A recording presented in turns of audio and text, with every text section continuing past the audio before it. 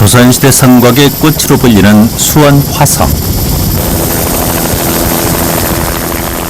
1997년 세계문화유산에 등록된 수원 화성은 우리 민족의 자랑스러운 유산이다.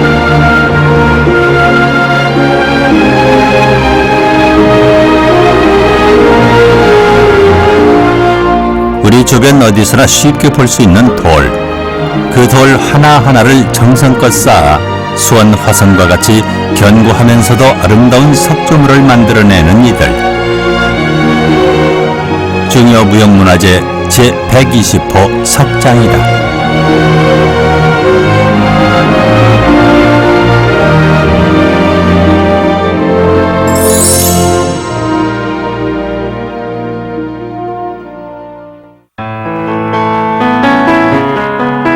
우리 민족은 빼어난 석조 기술로 수많은 문화유산을 창조해냈다. 수천 년을 이어온 우리의 전통 석조 기술을 전승 발전시켜 찬란한 석조 문화의 역사를 이어가는 것. 이 시대 석장의 역할인 것이다. 불국사를 찾은 이의상. 석조 기술의 극치를 보여주는 이곳은 그에게 늘 새로운 영감과 자극을 주는 곳이다. 특히 뛰어난 축조 기술을 보여주는 청운교와 백운교는 볼 때마다 감탄을 불러일으키는 아름다운 작품이자 50년 이상 돌과 씨름해온 그가 언젠가는 반드시 뛰어넘어야 할 오래된 과제다. 우리나라 하나일까 이게? 어디 없어. 물이 많이 흘렀다는 얘기는. 한바탕 소나기가 지나간 후 배수구에서 쏟아지는 물줄기는 구품 연지를 이루어 불국사가 하나의 정토 세계를 나타낸 것임을 보여준다. 돌로 축조된 석조물은 그 견고함으로 다른 문화재보다 긴 세월을 버텨내 후대에 전해진다.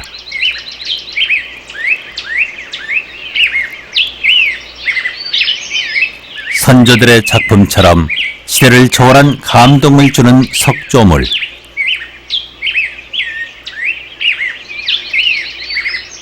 석장 이의상도 그런 작품을 꿈꾸고 있는 것이다.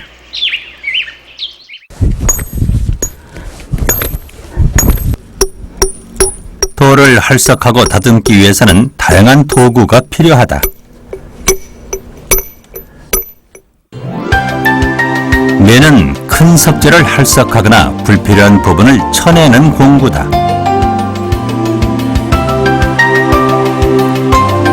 쇠기는 돌을 나누는 도구로 쓰임새에 따라 그 크기가 다양하다.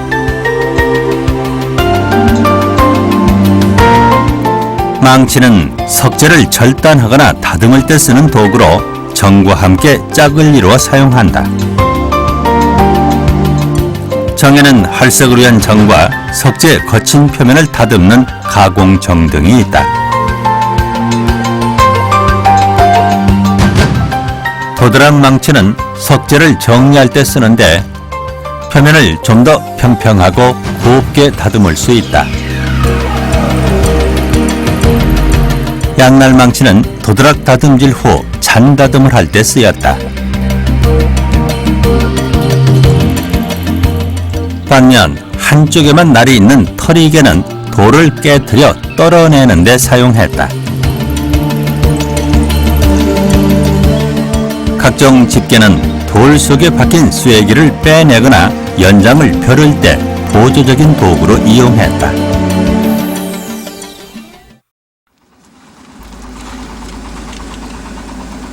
석장에 입문하기 전 대장간에서 일했던 이 의상은 자신의 연장을 직접 벼려서 사용하고 있다.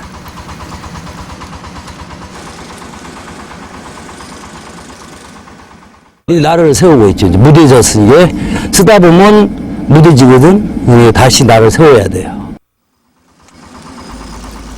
먼저 불씨를 만들고 무뎌진 연장을 불에 달궈낸다. 지금 한 한 사람이 한 3개 정도만 가져오면 되는데, 옛날 같으면 가공할 때나 활성할 때는 교자에다 뒷모드 되면 한 짐 됐어요. 한 30개 이상. 그럼 하루 쓰고 하루 또 버려야 돼, 아침에. 매일 반복을 했어. 벌겋게 달궈진 쇠를 두드리면 조직이 고르게 되는데 이와 같은 벼름질을 통해 보다 좋은 연장을 얻을 수 있었다. 안 들어갔어요.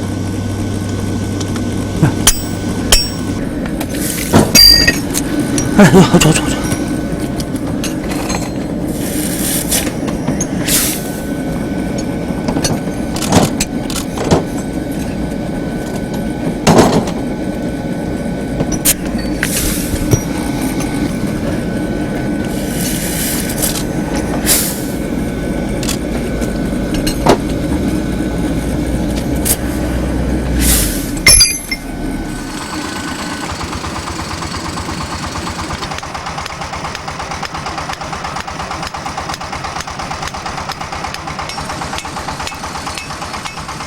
이런 과정을 몇 번 반복해 벼려진 연장에는 다시 날카로운 날이 서게 된다.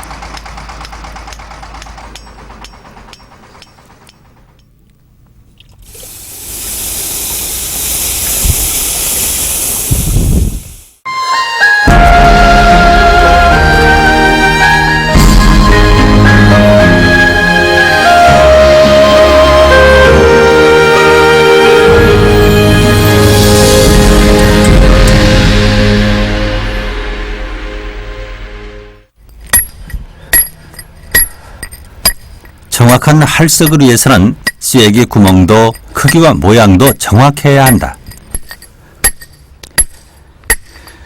이게 아무게 파는 거 아니라 처음부터 사각을 잡고 나가. 처음부터 사각을 잡고 나가.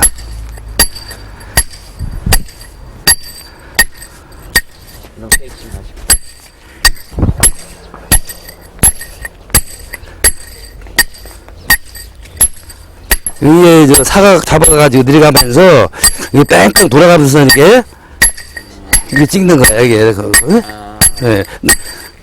이쪽 들었다 저쪽으로 들었다. 예?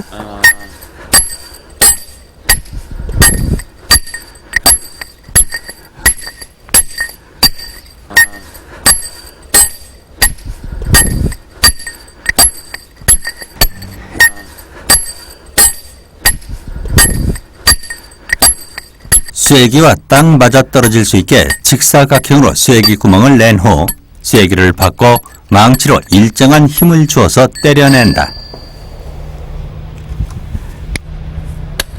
됐어 이제.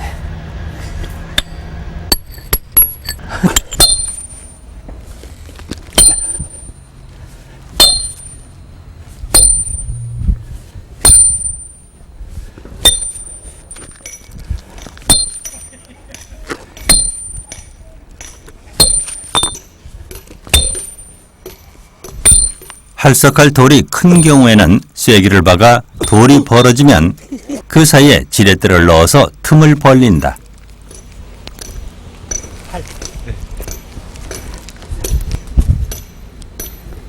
그리고 그 틈새에 돌이나 나무를 넣어 벌어진 간격을 유지하는 과정을 반복해 원하는 크기로 석재를 분리해 나간다.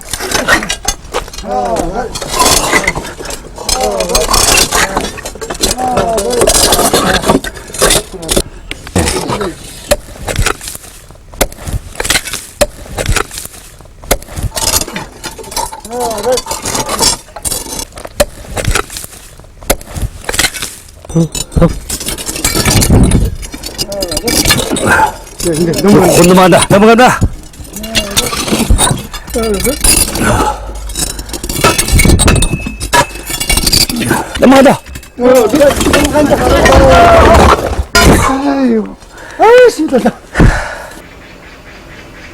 지금은 이런 것들을 사용 않고 옛날에는 시골에서는 채석장이 없으니까 큰 바위를 할석을 하기 위해서는 이게 크게 만들었습니다. 회암사지도 이게 크게 쐐기짜리가 있는데 이게 점차적으로 이게 적어집니다. 네? 왜 큰 바위를 잡으려면은 깊이 파고 넓어야 되니 이게 점차적으로 우리가 오면서 적어진 것이 여기까지 늘은 겁니다. 이걸 갖다가 뭐 한 20개, 30개 팠어요. 이게 다 팔려면 며칠 걸립니다. 옛 석조 건축물에서도 다양한 크기의 쐐기 바퀴 흔적을 찾아볼 수 있다.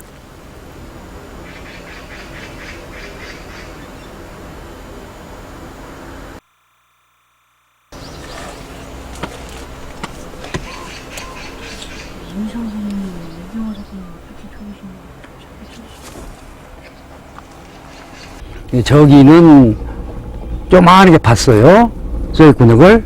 거기는 나무도 박을 수 없고 약간 금은 같네. 그 쇠 박았다는 게 그게 확신이 되는 거야.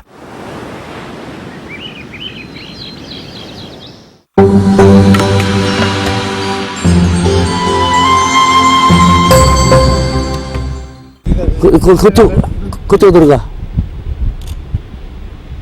더 들어가야 하는데.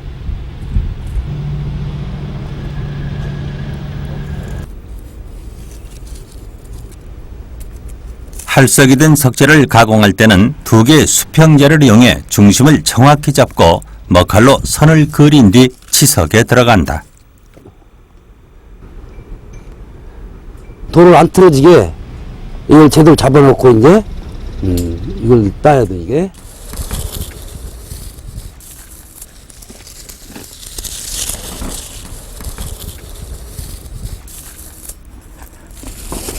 됐습니다. 이렇게. 치석의 첫 단계는 혹대기, 일명 혹두기라고도 한다. 혹대기는 매와 망치를 이용해 돌에 도드라진 부분이나 모서리의 불필요한 부분을 털어내는 과정이다.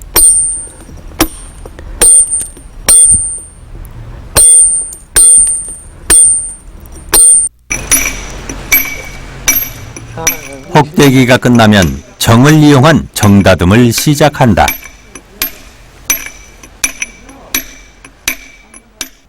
원래는 이게 마름돌인데 내가 먹줄 놔가 자질 먹줄 탱이에서 먹줄 놔가지고 그래서 거친 정다듬이 들어가고 또 고운 정다듬, 중정다듬 있는데 중정까지 가지고 거친 정다듬, 고운 정다듬, 그 전에 이제 도드락 25는, 64는 100는, 그리고 이제 잔다듬 2회, 3회가 있어. 지금은 기계 자르가 기계가 알아버린 게 조그마한 티 하나 없어.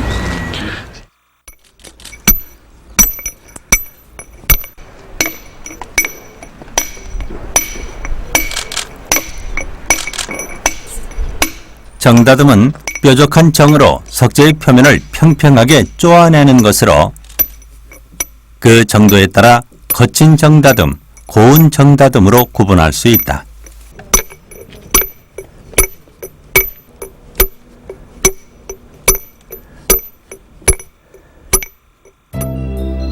과정에 따라 정의 크기와 모양새도 각각이다. 활성하는 데만 필요한 도구요. 윤모종은. 이건 가공하는 데만 윤모종으로서는 가공할 수가 힘이 들어요. 예. 이 나비정, 3호 나비정으로서 삐뚤어지게 해서 이게 돌이 잘 떨어지고 이게 본래 그 가공하는 연장입니다.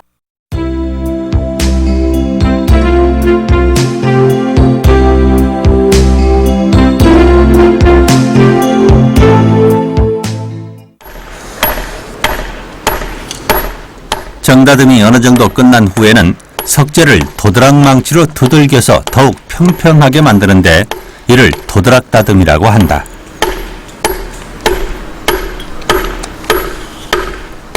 도드락 망치는 양면에 일정한 크기의 돌기가 나 있는 도구로 16 nun, 36 nun, 64 nun, 100 nun 등 다양한 종류가 있다. 25는 한 번 때리면은 좀 거칠지 않습니까? 그러면 64원짜리 때리면 좀 고와지지. 이게 64원으로 두 번째 때리면 더 고와지지. 이게 도드락망치 5줄이니까 5줄인 게 25원이라고 봐야죠. 5는 25, 25는 또 이거는 이제 8줄이니까 88은 64, 64는. 큰 걸 때릴 때 이거 한 개는 안 빠지면 그 대고 우리 이제 막 큰 망치로 막 때려야 쏙쏙 빠지는 거 그게.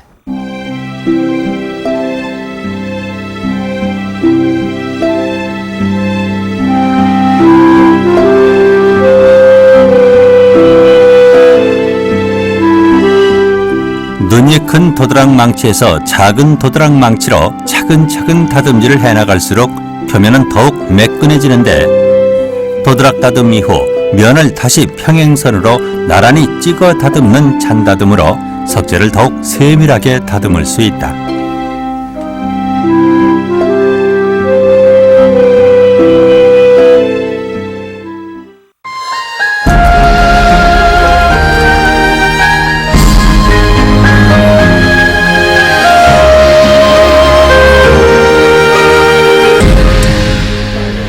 지금 여기가 180이니까 여기까지 180. 아, 그래서 여기까지로 1200 했나봐요. 성곽 수리 복원 작업을 위해 먼저 도면을 검토한다. 평으로 180으로 오다가 여기서부터 이제 이게 200, 아까 230이었나요? 석조물 제작에 있어 도면 검토는 기본이다. 특히 문화재급 석조물의 수리 복원을 위해서는 도면을 정확하게 읽어내는 능력이 반드시 필요하다. 대신 여기는 돌 2단 넣어가지고 얘. 아, 계단하고 따라서 이렇게? 예. 계단? 오른쪽 계단. 이게 도면도 이게 제대로 그린나 실수할 때가 있기 때문에 다 이렇게 스케일을 재봐야 하는 거예요. 예.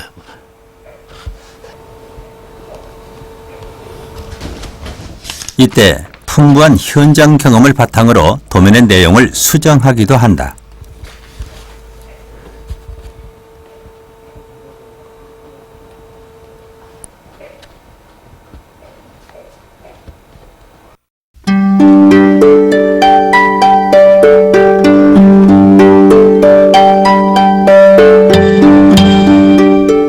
도면을 완벽하게 검토한 후에는 현장 답사에 들어간다.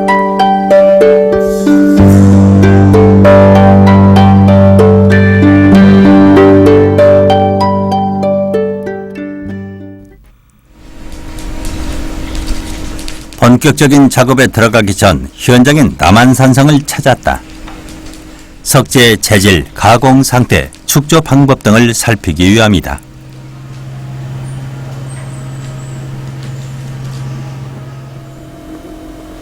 성벽 둘레가 약 8km에 달하는 남한산성은 그 역사가 오래된 만큼 보수 정비가 시급한 부분이 많다.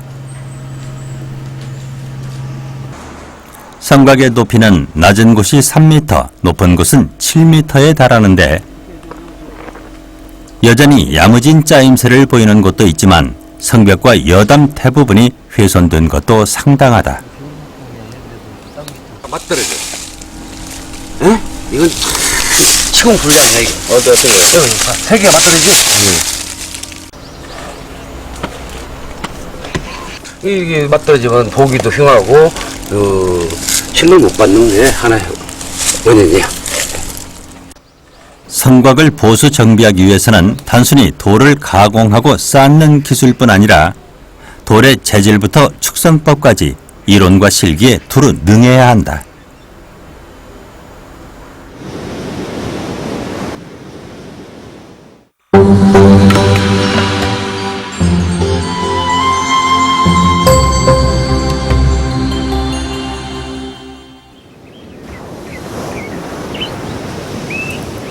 이번 남한산성 보수 및 정비 구간은 동문에서 장경사까지 36m 구간이다.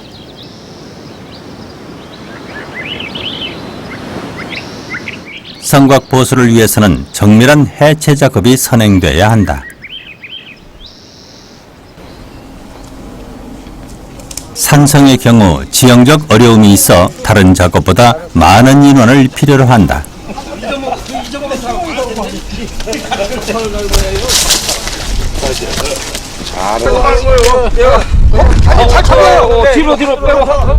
성곽 해체 작업을 위해 현장에서 전통적으로 쓰는 기구를 설치한다. 이 기구는 현대 크레인과 비슷한 원리로 통나무를 교차해 밧줄로 묶은 후 도르래와 조종 줄을 이용해 무거운 석재를 들어올리는 것이다. 규모가 큰 기구를 사용하기 위해서는 여러 사람이 제각각 역할을 분담하되 일사불란하게 움직여야 한다. 한 번 더 가면 위만큼 위에 내려봐. 따라서 지휘를 맡은 석장의 역할이 매우 중요하다.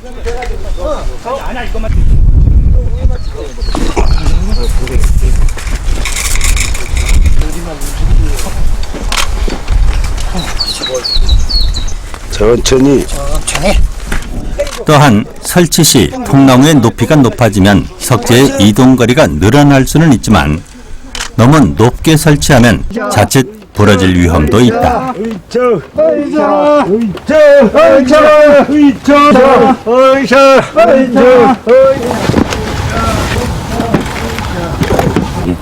해체할 때는 그 성벽 상태에 따라서 그 남발을 다 매겨가지고 그 자리에 들어가야 돼.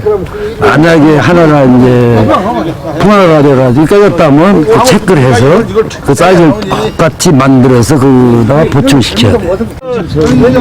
돌을 운반할 때 예로부터 많이 사용하던 목도. 목도는 밧줄에 묶인 통나무를 사람이 어깨에 메고 운반하는 전통적인 방법이다.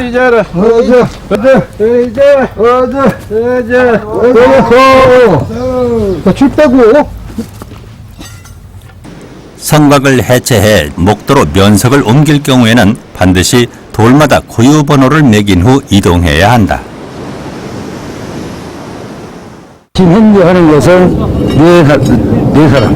그러면 4목, 둘이면 2목, 6목, 8목, 10목 이렇게 나와요. 짝수 볼 수가 없어요.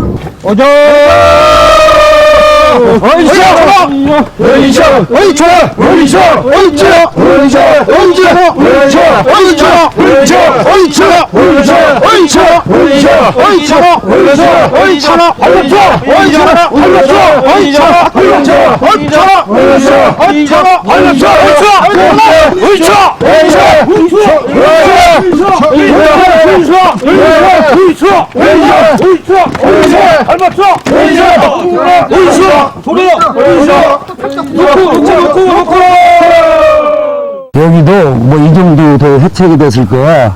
근데 이게 좋은 것을 해체를 안 돼요. 응? 우리 선조들 한 것을 그대로 남겨줘야 되기 때문에 뭐 여기까지 해체라 했는데 밑에 띠가 깨졌다 하면은 이상했다면 더 범위를 더 잡아가 더 해줘야 수 있겠지만 지금은 엄청 잘 남았기 때문에 할 수가 없어요.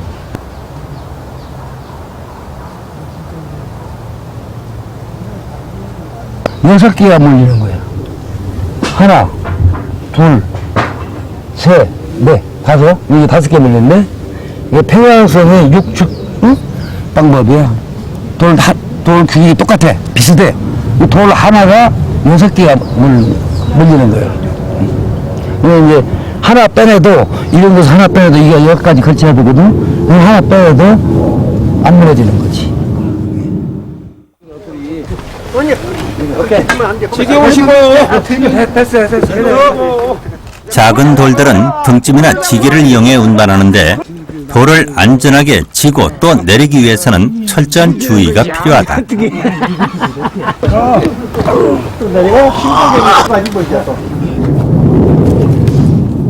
단순해 보이는 작업이지만 자칫 방심하거나 균형을 잃을 경우 크고 작은 부상을 입을 수 있기 때문이다. 이렇게 가요. 보자마 맞아. 이렇게 가요. 그래 이것도.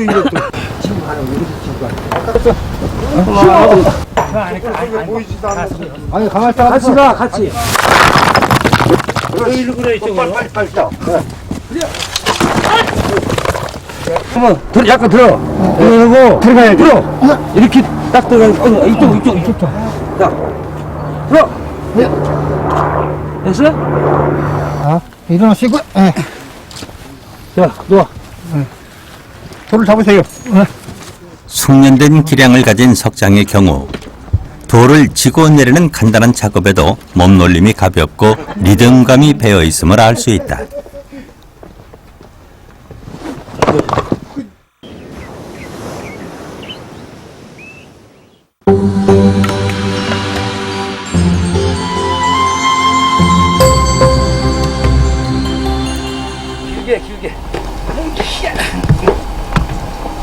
성곽을 쌓을 때도 해체시와 마찬가지로 기존의 축성 방식을 그대로 살려 쌓는다.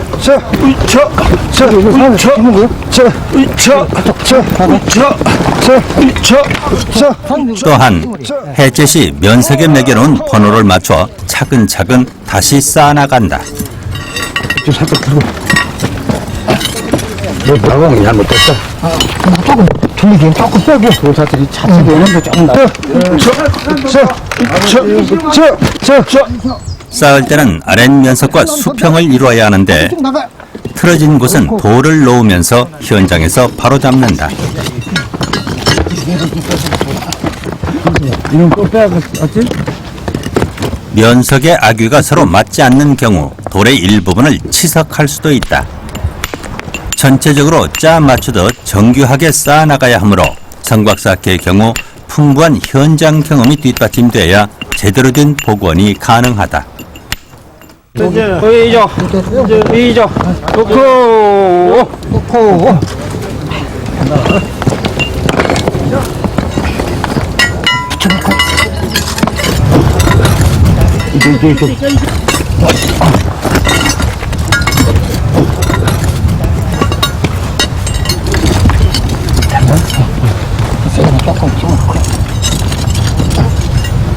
됐습니다.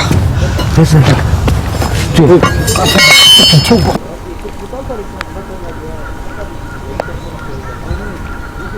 기존 틀이요? 기존 틀은 꼭 세워야 돼요. 네. 그 혼자 가면 맥국에 무한나 그 예상을 짰다가는 나중에 가서는 잘못될 수가 있으니까.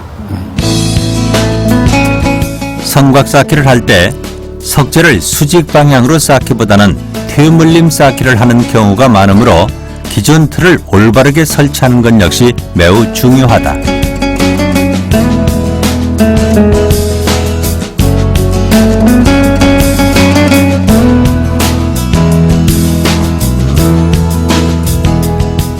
성곽의 기본 고조는 기란석과 면석, 석재 등으로 쌓아 올린 성벽과 총안과 타구 등이 어우러진 여담으로 이루어져 있다.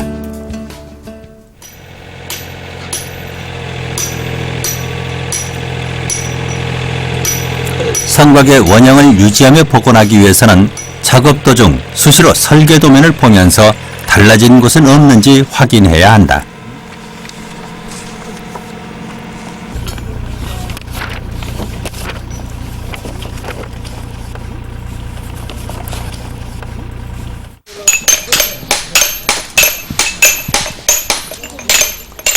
석재를 새로 다듬어 쓸 때에는 예전에 쓰였던 부재와 크기와 재질이 같은 석재를 사용하는 것은 물론 다듬는 방식도 같아야 한다.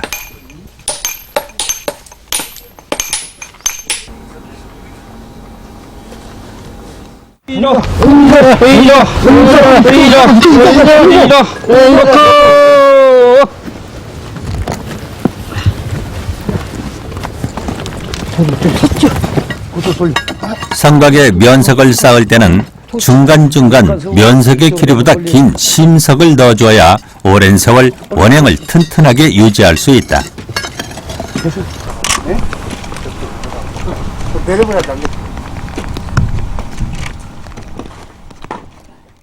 이건 심석이라고 중간중간 하나씩 넣어줘야 돼요. 이건 한 900에서 1m 정도 되는 거. 그래야 그 힘을 받거든. 응? 왜냐면 높이가 있기 때문에 그 4m다 5m 하면은 지금 현재 옛날 쌍은 전부 다 뿌리가 짧아요. 평균 뭐 300에서 500 미만이라고. 그게 이제 우리 이제 지금 설계할 때는 심석이 하나씩 들어가게 돼 있어요. 응? 오래 지탱하기 위해서. 면석은 수평 방향으로 한 단씩 쌓아가는데 이때 면석과 심석 사이사이 뒤채움을 잘 해야 한다. 길게 넣어줘야 돼, 이렇게. 길게 넣어줘야 힘을 받는 거예요.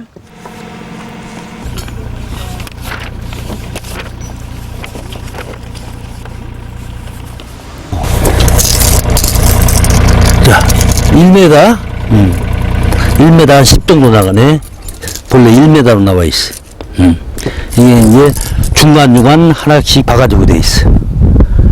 애기를 힘을 엄청 받는 거지. 그래서 심석이야, 심석. 뒤체음을 차례 넣는 것은 성곽사키의 핵심 중 하나다. 뒤체음을 제대로 하지 않으면 세월이 흐르면서 그 중량 때문에 면석을 밑으로 밀어내는 현상이 일어날 수 있다.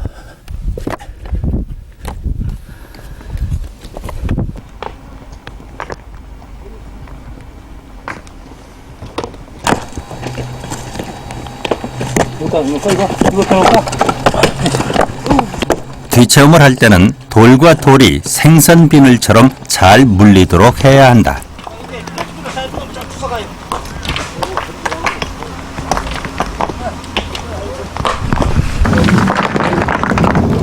저 지게 바닥에 다지 바닥에. 저 지게 보소.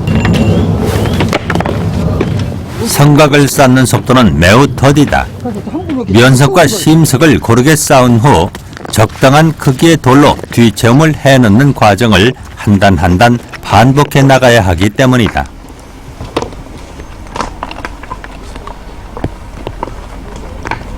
그냥 붙여놔. 여기만 쳐놓고.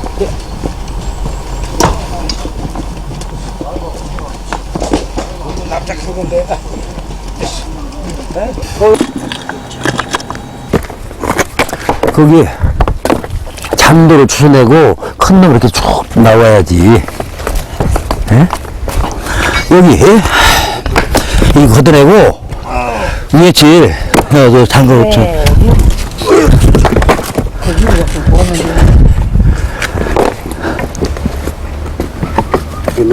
특히 남한산성처럼 면석의 크기가 크지 않은 성곽의 경우 심석과 뒤체음 과정을 빈틈없이 해야만 성곽이 오랫동안 유지될 수 있다.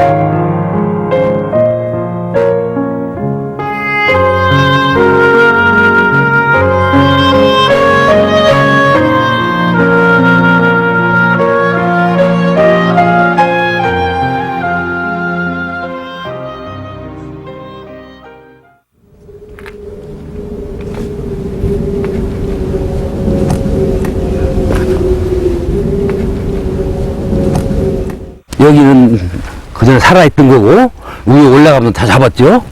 예? 자 이게 수평으로 이게 경사가 됐다 해서 경사라고 이렇게 쌓아 올라오면 안 되는 거예요. 수평을 만들어줘야 또 이 지대에서부터 그게 만들어줘야 정상이에요 그게. 예.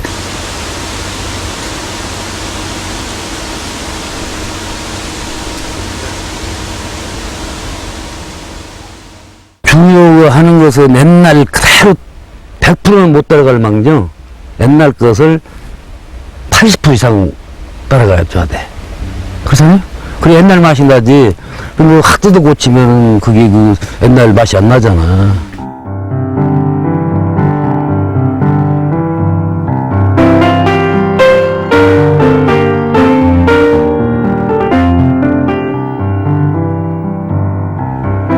지형에 따른 축성 방식의 차이도 눈여겨봐야 한다. 산악지대에서는 성벽의 외면만을 돌로 쌓는 편축 방식을 주로 이용했다.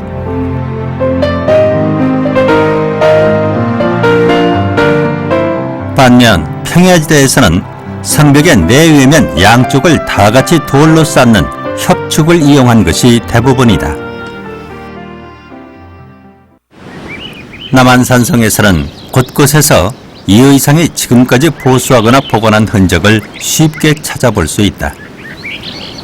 밑에 부분은 본래 성곽 많이 살아있기 때문에 그대로 쓰고 돌이 이제 전부 다 어디로 뭐 반출은 안 됐겠지만 세월이 오래 갔어 돌 남아있지가 않아요. 밑으로 다 굴러가고 어쩌고 그러면 이 부분을 다 샅샅이 설계하기 전에 뒤져가지고 돌이 어떻게 있다, 어디서 채취해다 써야 된다, 이런 것들도 방침이 있어야 돼.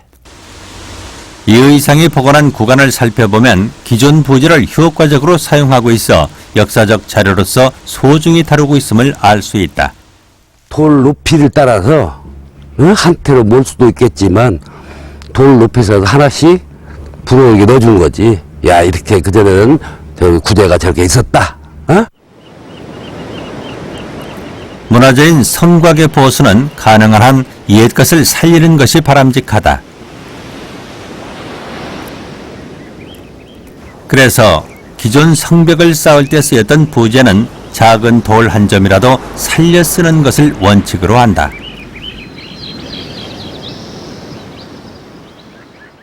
이게 이제 오래돼서 그렇겠지만 귀들이 없어요. 어? 나무도 가면 이렇게 귀가 안 서는 거예요. 이게 그 모델을 따라가지고 이렇게 귀를 다 접었어.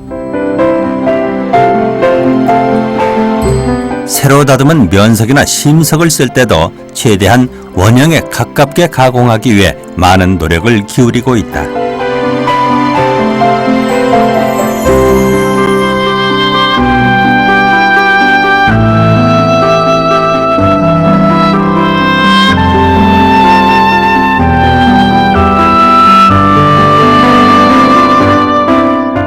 그래서 새롭게 보수를 한 곳일지라도 옛 성벽과 비교했을 때 튀거나 거슬리는 부분이 별로 없다. 거친 듯 자연스러운 정자국도 그대로다.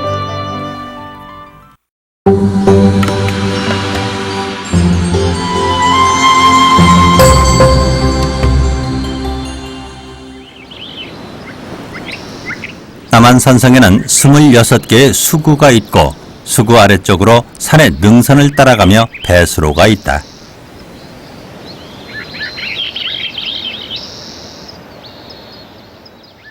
물 처리를 제대로 안 잡아주면 성곽으로 딸리면 성곽이 오염성이 있는 거지.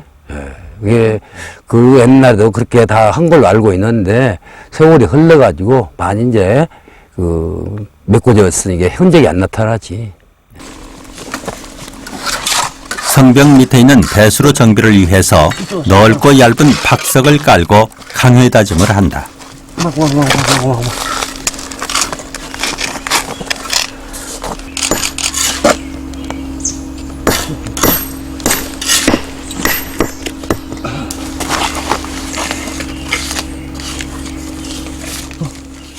이게 이제 돌이 이 박석인데 박석이라고 그래요.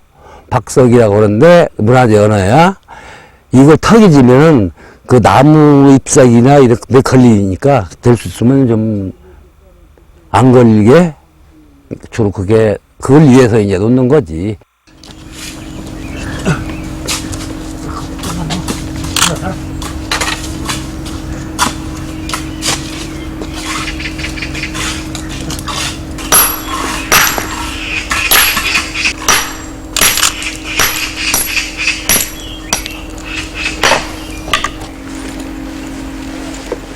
배수로와 함께 회광로도 정비했다.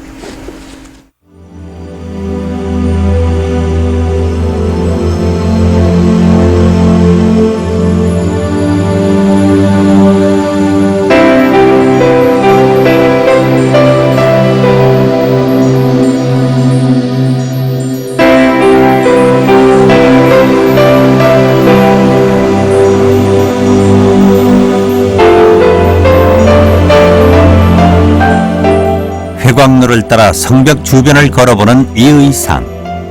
눈으로 보고 몸으로 확인한 후에야 최종적으로 작업을 마무리한다.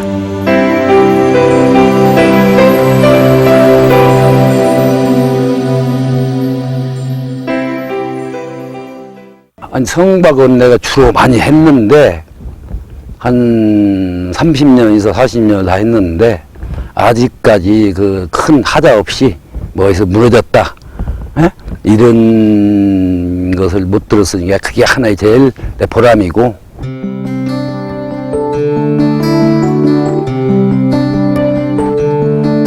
우리나라 산성 중 가장 완벽한 시설을 갖추고 있다는 남한산성.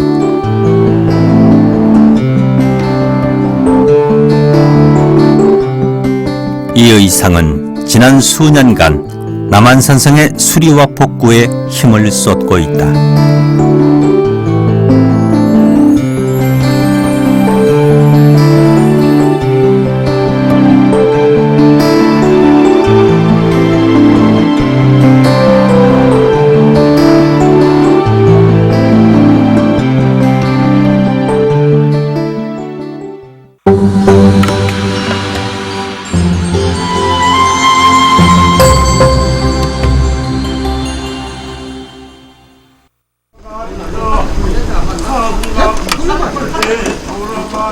석장 이 의상은 옛 장비의 제한에도 많은 관심을 쏟고 있다. 무거운 성도를 상하로 올리거나 내리기 위해 사용했던 이 전통 장비는 남한산성 작업 때 사용했던 것보다 훨씬 큰 규모로 재현해냈다. 얼레를 돌려 줄을 감으면 큰 석재와 같은 무거운 물건도 들어 올릴 수 있는데 현장에서 기구 마련이 쉬워 아직도 많이 이용되고 있다. 우리가 탑을 해체한다든가 탑을 틀어진 걸 잡는 건 우리 말로는 순수히 드잡이라고 그래요. 드잡이. 예, 드잡인데 작동 원리가 우리가 두 기둥을 길게 큰 걸 높이 쓰고 그러면 든든한 거 높이 쓰면 3m도 올라가고 3m도 올라가고 예. 그 기둥을 길게 쓸수록 더 올라갈 수가 있으니까.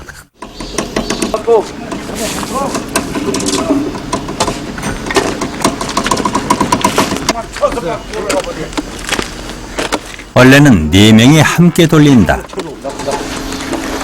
올리시고 오이샤 이게 안 넘어가네. 오이샤 오이샤 오이샤 얼레를 돌리는 사람 외 몇몇은 강목을 지탱하는 줄을 잡고 있다가 석재가 들어 올려지면 줄을 밟고 앞으로 나가면서 석재의 무게를 버틴다. 밀어 거기 네가 밀어. 그러면 한 가지 천천히 밀어야 돼. 네가 밀어. 가져 좀 들어요. 좀 들어.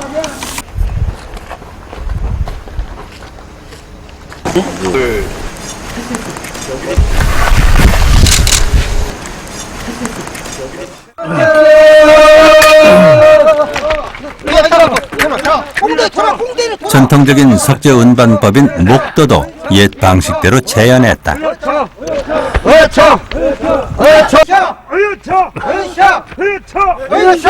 놓고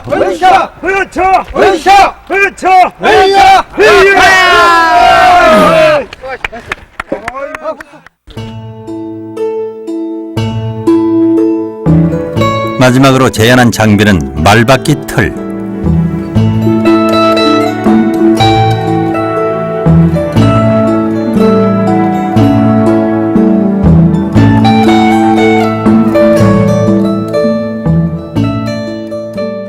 그 말 박는 것을 내가 13살인가 4살 때 그걸 내가 같이 했어요.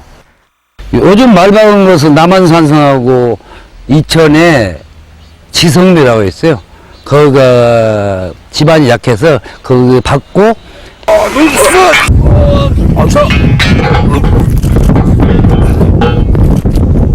그거 이걸 묶어놓고 묶어놓고 이걸 이렇게 하는 거야. 오케이. 네? 가야 된다. 보자. 오케이. 갔다 와. 어이 차라. 살짝. 살짝. 처음에 박을 때는 살짝 놓아. 나가요. 얼얼 상사 뒤야. 저기서 말바퀴 틀 역시 많은 사람이 동원되는 기구로 우두머리 석장이 다른 석장을 지휘하면서 추의 위치와 속도를 적절히 조절해 나가야 한다. 도 못하네. 발바닥이 나부르쳤네. 얼얼 상사 뒤야. 힘껏 땡기소 얼얼얼 상사뒤야 얼얼얼 상사뒤야 저기 서 있는 아주머니 막걸리 한잔하세.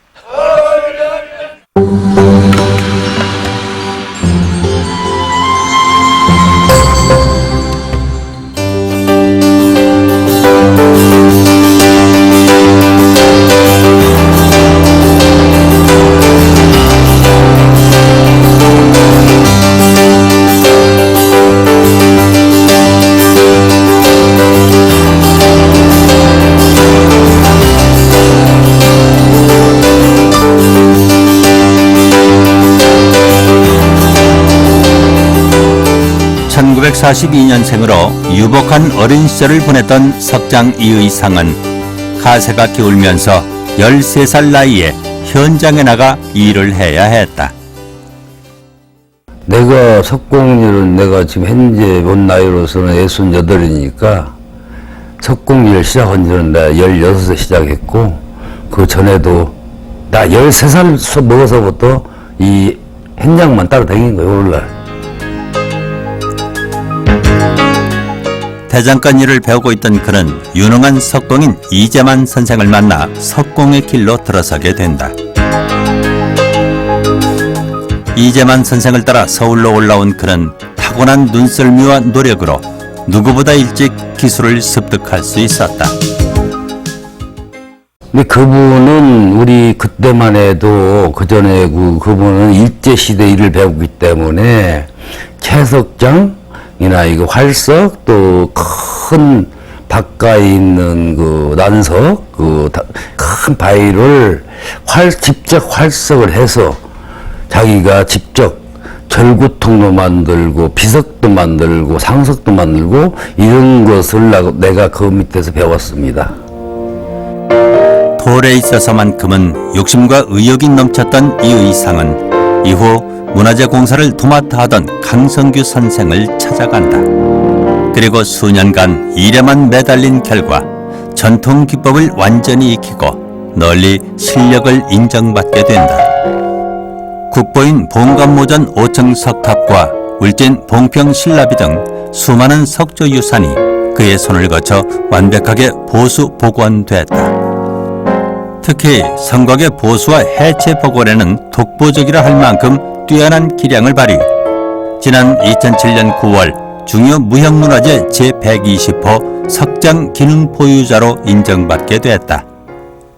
이석장 같은 분은 참 성곽을 많이 수리를 하고 그 외에도 뭐 많은 일을 하셨지만은 그 많은 경험이 이게 어떤 방법으로 해야지 원래의 방법으로 재현할 수 있는 것이냐 하는 것을 상당히 연구를 많이 하셔가지고 이렇게 지금의 경지에 이르렀다고 그렇게 생각이 됩니다.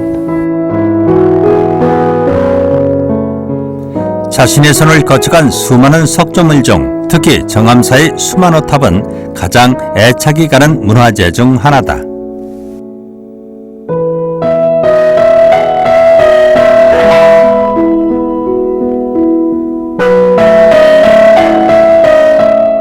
그 돌 재질은 수마루탑은 우리 그 숫돌 낫가는 그런 돌이 재질이에요. 예, 그런 것들을 지리학자 박사하고 같이 산 여기저기 며칠 헤매가면서 그런 돌을 채취해서 그걸 했다는 게 참 제일 어려웠던 걸로 생각이 납니다.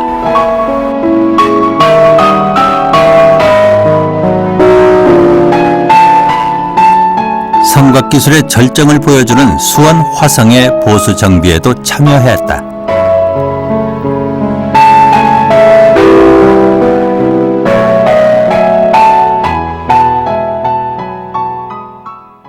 수원성은요, 우리나라에 단 하나밖에 없는 어깨바지를 많이 파가지고 수원성을 쌌어요. 이런 호물 판 게 기역자나 니은자 파는 것이 우리말로는 어깨바지 많이 팠다.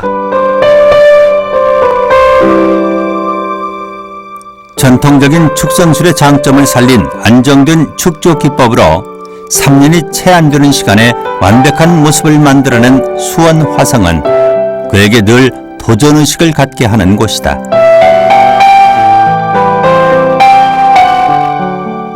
요즘 그가 주로 머물고 돌보고 있는 유적은 회암사지.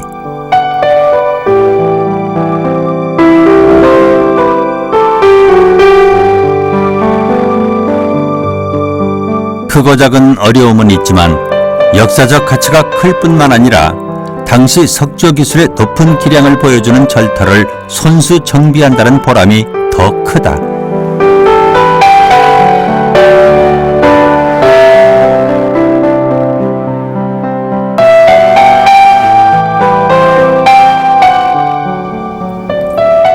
그러나 그가 가장 신경을 쏟고 있는 것은 전통을 계승할 후계 양성이다. 뜻을 같이 하는 40여 명의 전수생들과 현장에서 동거동락하며 활석에서 시공까지 석장의 전통 기능을 보존 전승하기 위해 애쓰고 있다.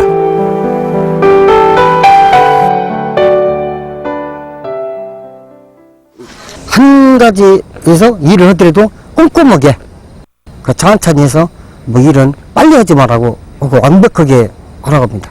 그게 저희들 작업은 좀 쉽게, 선생님은 옛날 해서 예를 들어서 뭐 돌을 하나 우리는 좀 쉽게 해서 앞면이나 이런 까게 만들어 갖고 하고 싶지만, 선생님께서는 이건 아니다, 자연스러운 자연 그대로 가야 되는데 너희들 왜 그렇게 작업을 하느냐, 그렇게 해서 많이 좀 지적을 받고 있습니다. 지금 내가 70이 다 됩니다만은 그 후계자들한테 제대로 가르치고, 내가 몇 년 있다 죽더라도 어디 가서 내 있는 기능을 후계자한테 제대로 좀 가르치고 싶습니다.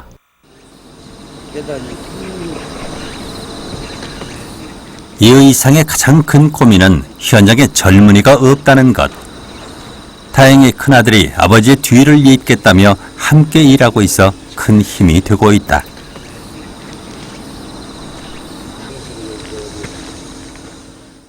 나중에 이제 때가 돼서 제가 이제 어느 정도 실력이 돼서 대물림을 하면 좋겠지만, 근데 아직까지는 제가 생각해도 저는 아직 조금 많이 미숙하거든요. 아버님처럼은 뭐 될 수 있을지 없을지 모르겠지만 하여튼 이쪽 길로 계속 나가고 싶어요.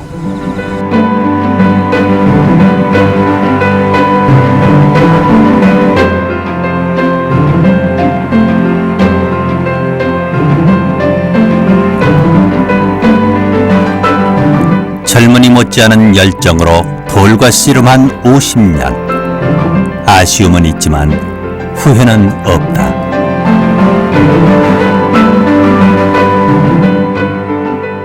돌은 평생 내 애이라고 봐야지요. 왜? 그걸로 인생을 살아왔으니까 지금 와서 그걸 내가 잘못했다고 애인다고는 안 될 것 같습니다. 견고하고 아름다운 작품을 만들어내는 전통 석조 제작 과정은 한편으론 더디고 고된 작업이다. 그러나 이른을 바라보는 나이에도 여전히 전통 방식만을 고집하는 이 시대의 노석장은 남은 세월 여전히 돌과 함께 살아갈 것이다.